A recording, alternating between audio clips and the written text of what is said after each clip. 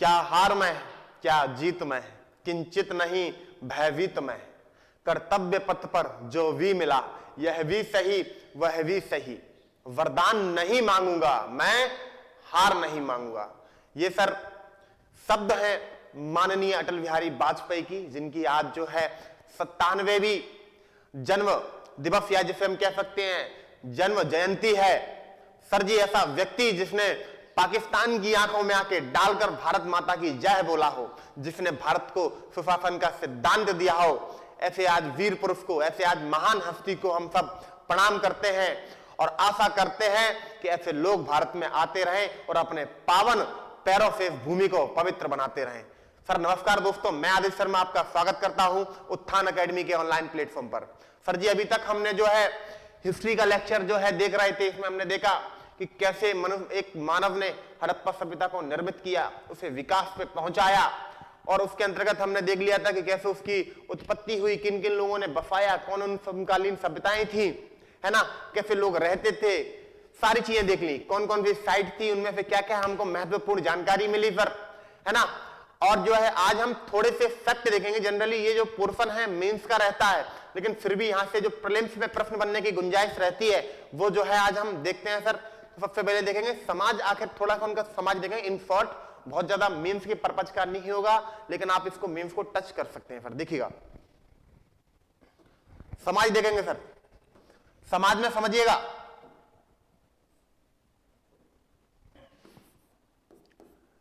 अगर समाज की बात करो तो जो प्रीलिम्स में प्रश्न बन सकता है सर, पहला ही प्रीलिम्स में प्रश्न क्या बनेगा कि इनका जो समाज है वो कैसा है, मात्र सत्तात्मक है।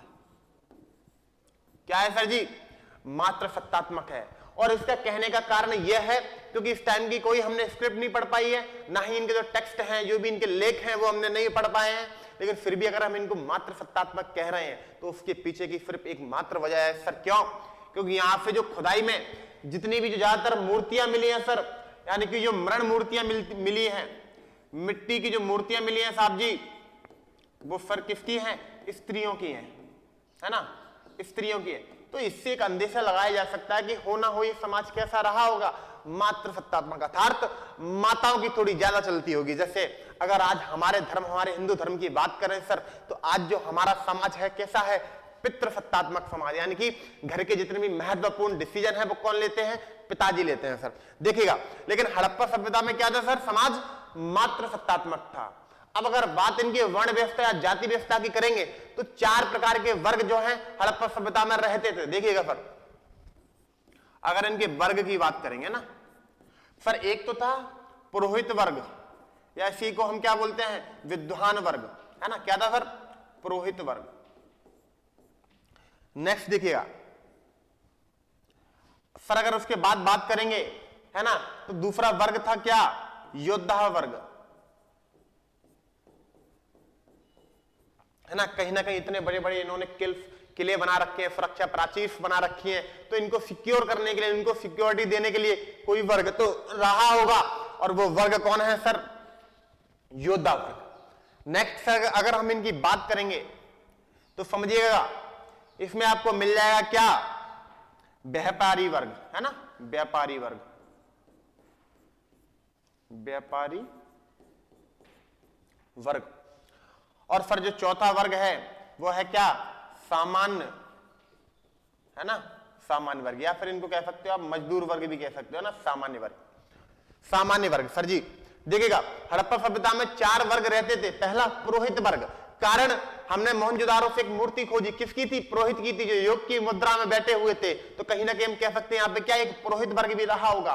उसके बाद क्या, बहुत सारे हमको हथियार मिले हैं, है ना, कांसे के हथियार मिले हैं सर, तो कह सकते हैं इनका यूज करने वाला कोई एक योद्धा वर्ग रहा होगा।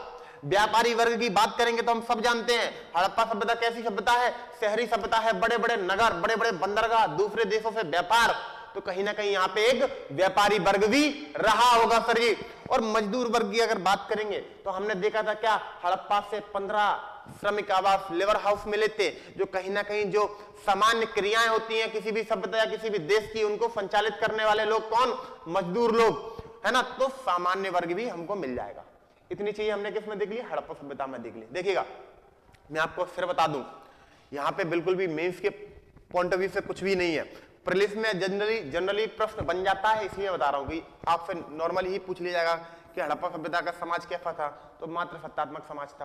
कितने प्रकार के लोग या कितने वर्ग थे, है ना, तो वर्ग व्यवस्था यानी कि वर्ण व्यवस्था थी, बिल्कुल थी। फिर कौन सा, पुरोहित, योद्धा, व्यापारी, समान, है ना। जनरली उस लेवल से नहीं है कि आप इसको मेंस में राइट कर पाओ, है ना, तो ये समझना थोड़ा सा, है ना, कंफ्यूज मत होइए। देखिए फिर नेक्स्ट, है ना, स्त्रियों की चलती थी तो मात्र सत्तात्मक हो गए।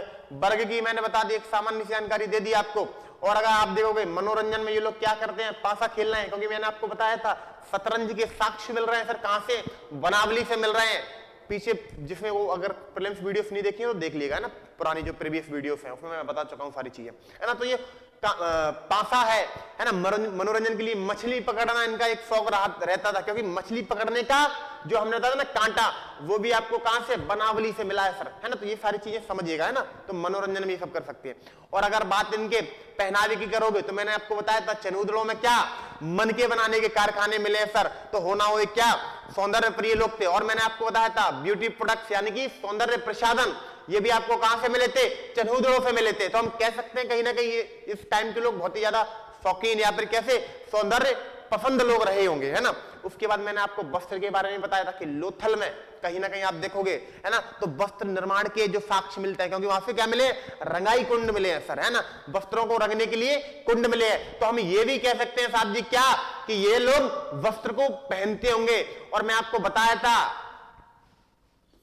है ना, सिंडन किसको कहते हैं सर, कपास को कहते हैं, किसको, कपास को। और ये नाम दिया है यूनानियों ने, किसने नाम दिया है, यूनानियों ने सर,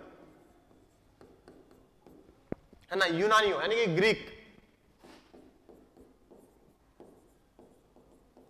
ग्रीक लोगों ने, समझिएगा। संभवतः पहली बार कपास की खेती किसमें, इंडस वैली सिविलाइजेशन में ही करी गई थी, यानी कि सिंधु घाटी सभ्यता में ही करी गई थी,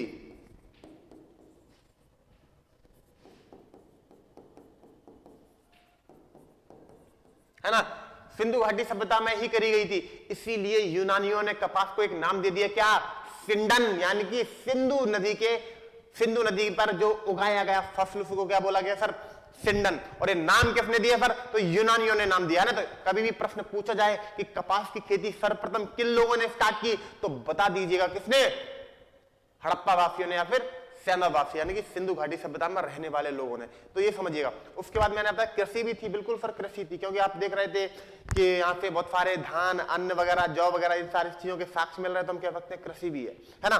देखिएगा सर नेक्स्ट मैं आपको कुछ चीजें व्यापार वाणिज्य की भी बता देता हूं।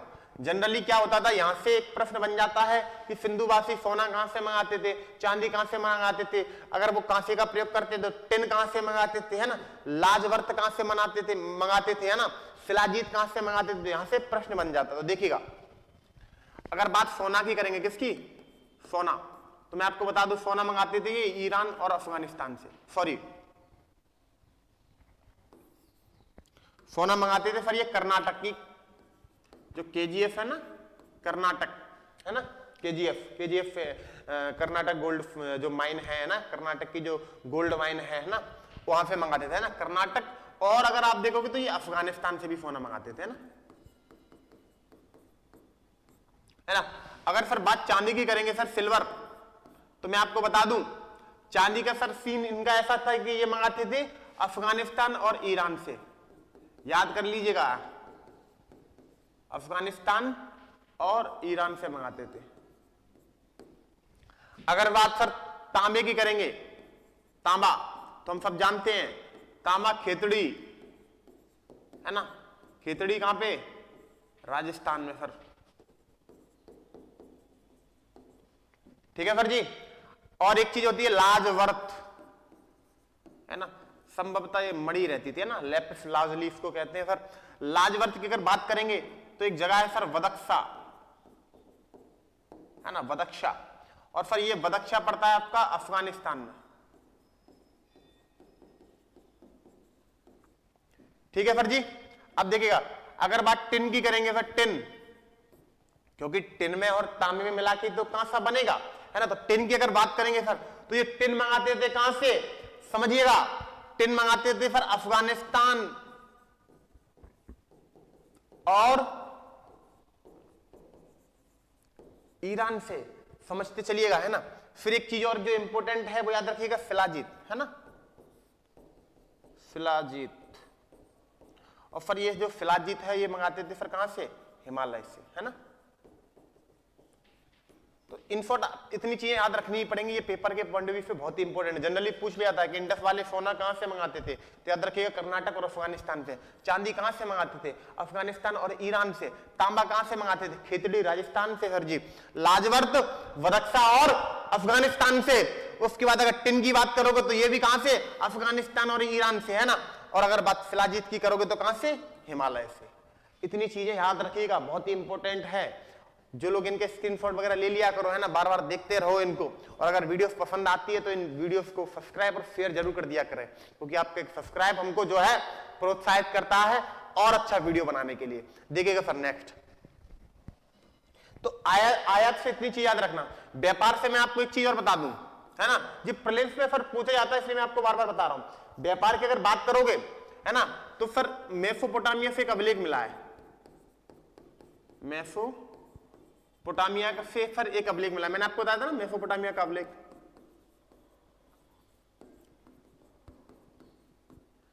और सर ये वाला कौन सा एरिया है, इराक, है ना, इराक और ईरान वाले एरिया में, है ना। देखिएगा सर, मेसोपोटामिया से एक अभिलेख मिला है जो अक्काड़ के राजा सारगोन का है।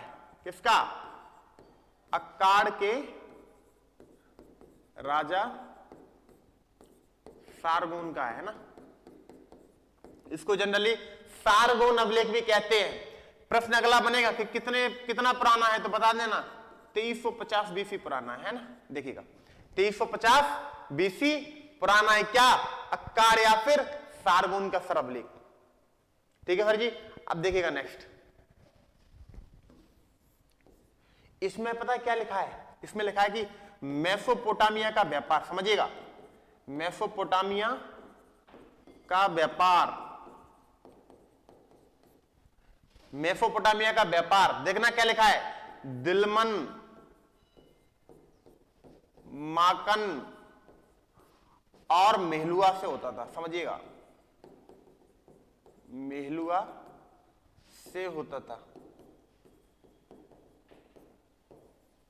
देखिएगा क्या लिखा है इसमें कि जो मेसोपोटामिया का व्यापार है वो किस किस से, दिलमन, माकन और मेहलुआ से होता था। सर कौन कह रहा है, मेसोपोटामिया अभिलेख में सर लिखा है ये।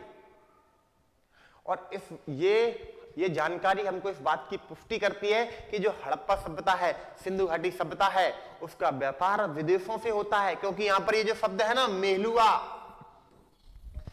इसकी इतिहासकारों मानते हैं कि ये मेहलुआ किसका नाम है, ये सर हड़प्पा सभ्यता का नाम है। याद रखिएगा, किसका, हड़प्पा सभ्यता का नाम है, याद रखना। एक और नाम नया बता दिया मैंने आपको हड़प्पा सभ्यता का, क्या, मेलुआ, है ना। आपने अगर देखी हो तो अमीश त्रिपाठी एक बहुत ही बेहतरीन राइटर हैं सर, उनकी एक पुस्तक है मेलुआ के मृत्युंजय। उसमें बताया कैसे शिव जी इंडस वैली सिविलाइजेशन में आते हैं, वहां पे स्टे करते हैं, प्रजापति दक्ष का नाश करते हैं और जनता का उद्धार करते हैं। बड़ी अच्छी मूवी, बड़ी अच्छी जो है बुक है। मैं सबसे अनुरोध करूंगा कि एक बार जरूर पढ़िएगा सर। देखिएगा सर नेक्स्ट, व्यापार की सर अगर बात कर ली जाए, बता दिया मैंने आपको व्यापार में क्या क्या मंगाते थे, क्या क्या भेजते थे, सारी चीजें। नेक्स्ट देखिएगा, इनका थोड़ा सा धर्म भी देख लीजिएगा, है ना, धर्म।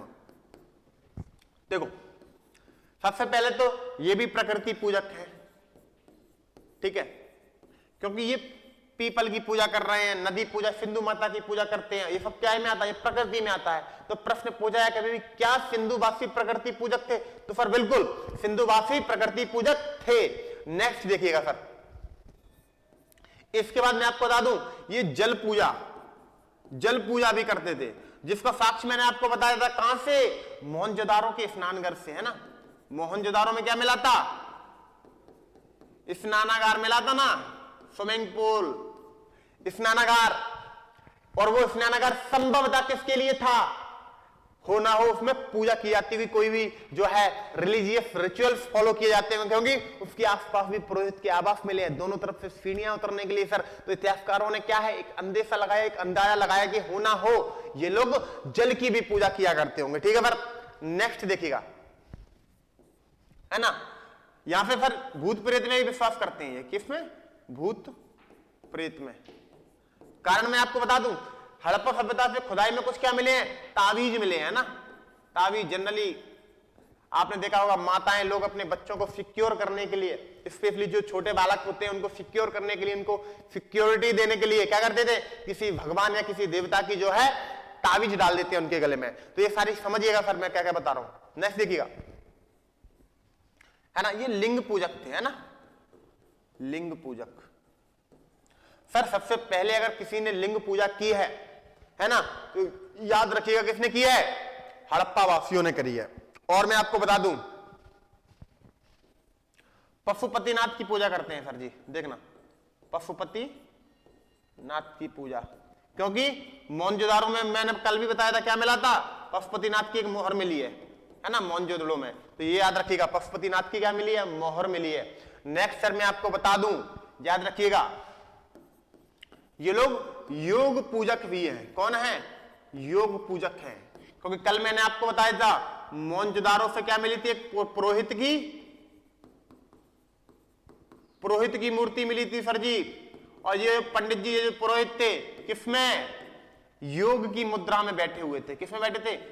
योग की मुद्रा में बैठे। आप उनको देखना इस तरीके से, आंखें बंद किए हुए, दाढ़ी वाड़ी उनके ना, दाढ़ी वाले पंडित जी भी कहते हैं इनको, आंखों ऐसे बंद किए हुए, क्या है? योग की मुद्रा में बैठे हुए हैं, जिससे हमको पता चल रहा है कि कहीं ना कहीं ये लोग क्या योग पूजक भी रहे होंगे, यानी कि योग की पूजा भी करते होंगे सर जी। तो इतनी सारी चीजें हमने किसमें देख ली? हड़प्पा सभ्यता में देख ली। यहां से आपका प्रीलिम्स जो भी अगर बन सकता है सर बन जाएगा ना। और देखना, मातृ देवी की पूजा भी करते हैं ये लोग। क्या करते हैं? मातृ देवी की पूजा, मातृ देवी की क्या करते हैं? पूजा करते हैं सर जी। और इसका मैंने आपको बताया था, हड़प्पा से क्या मिला था? एक आयताकार, एक रेक्टेंगुलर मोहर पे क्या मिली थी? एक स्त्री के गर्भ से निकलता हुआ पौधे वाला चित्र मिला था सर। कहां से? मातृ देवी की क्या मिली थी? प्रतिमा मिली थी, चित्र छपा था, जिसमें क्या था? स्त्री के गर्भ से निकलता हुआ पौधा।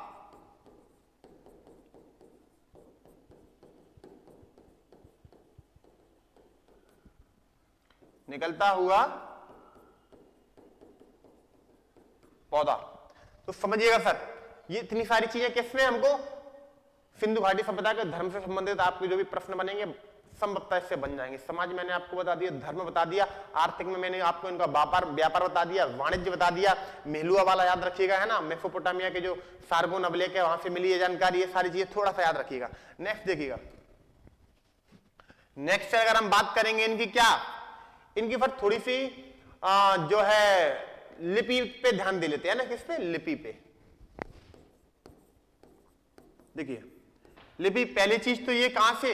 राइट टू लेफ्ट लिखी जाती थी, है ना, राइट टू लेफ्ट, यानी कि दाई से बाईं ओर। पहली चीज तो ये याद रखिएगा, है ना। इनकी लिपि को फिर पिक्टोग्राफ भी कहते हैं। क्या कहते हैं? पिक्टोग्राफ। हिंदी मीडियम वाले देखिएगा सर, इसको बोलते हैं भाव चित्रात्मक, भाव चित्रात्मक। समझिएगा सर, जिससे हमको अगर लिखना है कि हमने उसको मारा, तो हम मारा के लिए सीधा सा लिख देंगे क्या? मारा। लेकिन जब ये लोग लिखेंगे कि हमने उनको मारा, तो एक व्यक्ति बना दिया जाएगा सर जी, उसके हाथ में तलवार पकड़ा दी जाएगी, और कहीं ना कहीं भावनाएं व्यक्त करते हैं ये लोग कि अगर हमने बोला शब्द कि मारा तो मारा लिख देंगे, लेकिन ये दिखाएंगे कि मारते हुए। तो इसे क्या बोलते हैं? पिक्टोग्राफ। इसी को क्या बोलते हैं सर? भाव चित्रात्मक। नेक्स्ट सर देखिएगा, इनकी लिपि को सर वृष्टोफेदन भी कहते हैं। क्या कहते हैं? वृष्टोफेदन। उसका कारण है सर, जैसे हम लिखते हैं, इधर से हमने लिखना स्टार्ट किया सर, यहां तक लिखा, ठीक है सर जी, फिर जैसे हमने हमारा पैराग्राफ खत्म होता है तो फिर से हम नीचे से लिखना स्टार्ट करते हैं एक ही तरफ से। लेकिन इनका ऐसा नहीं है, ये यहां से लिखना, इन्हें यहां तक ले गए लाइन तक, ठीक है सर जी, समझिएगा, यहां तक लिखा है इन्होंने, और यहां से जैसे इनकी ये लाइन खत्म हुई फिर अगली लाइन यहां से स्टार्ट कर दी, है ना। यहां पे अगर लाइन खत्म हुई तो अगली लाइन यहां से स्टार्ट कर दी, फिर लाइन खत्म हुई तो अगली ऐसे। तो इसी को क्या बोलते हैं सर? इसी को तो बोलते हैं क्या? वृष्टोफेदन। इसीलिए इनकी लिपि को क्या बोलते हैं? वृष्टोफेदन लिपि। और मैं आपको बता दूं, हड़प्पा की लिपि कैसी है? पिक्टोग्राफ है। लेकिन मेसोपोटामिया की लिपि से जनरली प्रश्न बनता रहता है कि मेसोपोटामिया की लिपि कैसी है, तो याद रखना हिंदी मीडियम क्या? कीलाक्षर। और अंग्रेजी माध्यम वालों के लिए क्या है? क्यूनिफॉर्म। याद रखिएगा क्या बोलते हैं मेसोपोटामिया की लिपि को, प्रश्न बनता है यहां से, देखिएगा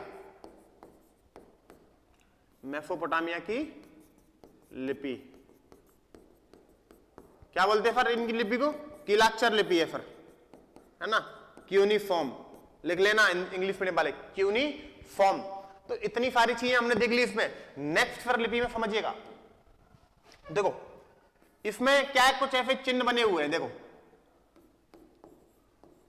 ठीक है, ऐसे कुछ चिन्ह बने हैं और इनको बोलते हैं मूल चिन्ह। और इसमें पर मूल चिन्ह है ना, जो मूल चिन्ह सर इनकी संख्या है 64। कितनी संख्या है? 64। लेकिन बात अगर अक्षरों की करेंगे, किसकी? अक्षरों की, है ना, ये तो क्या थे? चिन्ह थे। अगर अक्षरों की बात करेंगे तो अभी तक हमको 250 से 400 नए अक्षर मिले हैं। कितने? 250 से 400 अक्षर मिले हैं। याद रखिएगा, मूल चिन्ह कितने हैं? 64 हैं। अक्षर कितने हैं सर? 250 से 400 हैं। और देखिएगा सर जी, और सर्वाधिक अगर किसी चिन्ह, कोई चिन्ह का अंकन है, सर्वाधिक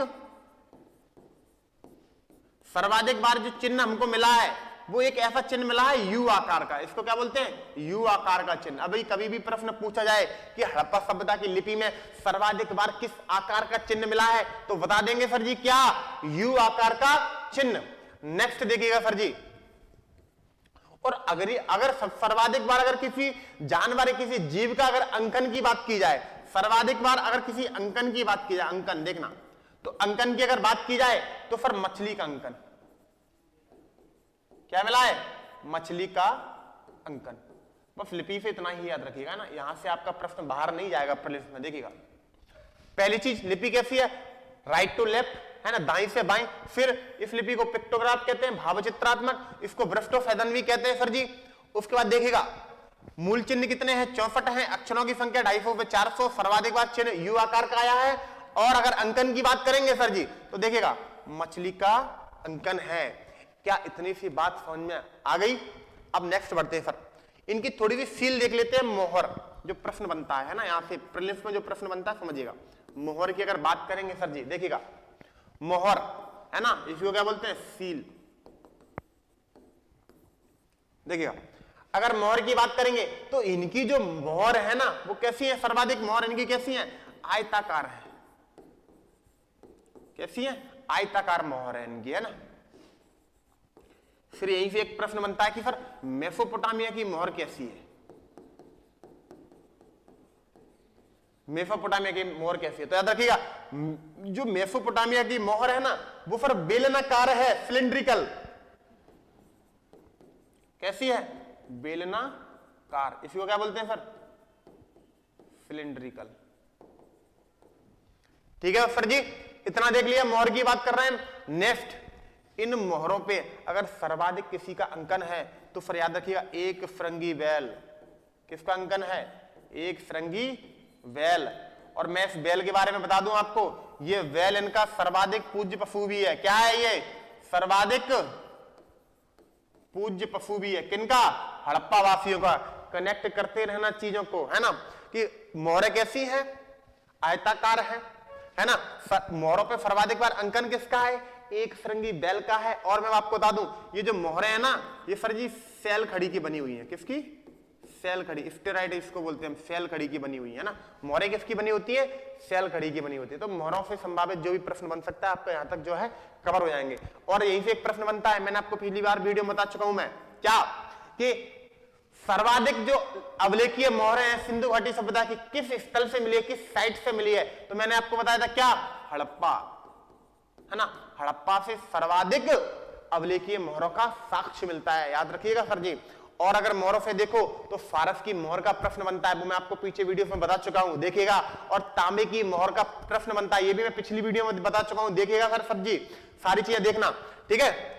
अब नेक्स्ट पर अगर इनकी बात करेंगे तो हमने क्या क्या देख लिया? धार्मिक व्यवस्था इनकी देख लिया ना, आर्थिक व्यवस्था देख ली, सर सामाजिक व्यवस्था देख ली, है ना। राजनीति के नाम पर मैं आपको बता चुका हूं कि बड़ा ही कंफ्यूजन है। कुछ लोग कहते हैं कि नहीं सर, इनका जो है शासन, यानी कि जो इनका जो एडमिनिस्ट्रेशन था, वो चलाने वाले लोग कौन थे सर जी? तो वो चलाने वाले थे कौन? व्यापारी वर्ग। कुछ लोग कहते हैं कि नहीं सर, इनका जो शासन है सुमेरिय सभ्यता की तरह पुरोहित वर्ग के हाथ में था। कुछ लोग राजा का भी कंसेप्ट देते हैं, सारी चीजें ऐसा है ना, लेकिन हमको जो है नहीं पता चलता है। अब नेक्स्ट एक प्रश्न देखना, इनकी लिपि से मैं आपको एक चीज बताना भूल गया था। लिपि, ये लिपि से जनरली एक प्रश्न बन जाता है कि सबसे पहली बार हड़प्पा यानी कि सिंधु लिपि की पढ़ने का प्रयास किसने किया, यानी कि सिंधु लिपि को पढ़ने का प्रयास सर्वप्रथम किसने किया?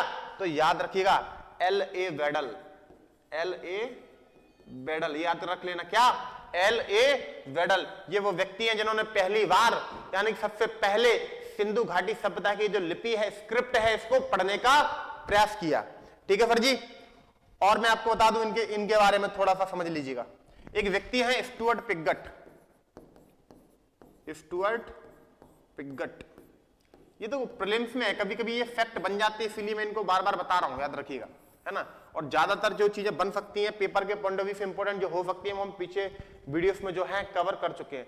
सर अगर स्टुअर्ट पिगट की बात करेंगे सर, तो ये कहते हैं कि ये जो हड़प्पा है ना, हड़प्पा और मोहनजोदारो, इनका कथन है, याद रखिएगा, और मोहनजोदड़ो जो है एक विस्तृत साम्राज्य की जुड़वा राजधानी है, जुड़वा राजधानी है।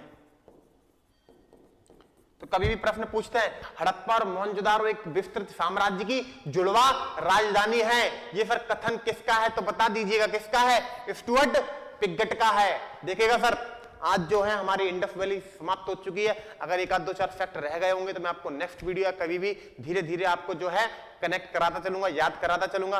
पढ़ते रहिए, सतर्क रहिए और सब्सक्राइब करते रहिए। धन्यवाद।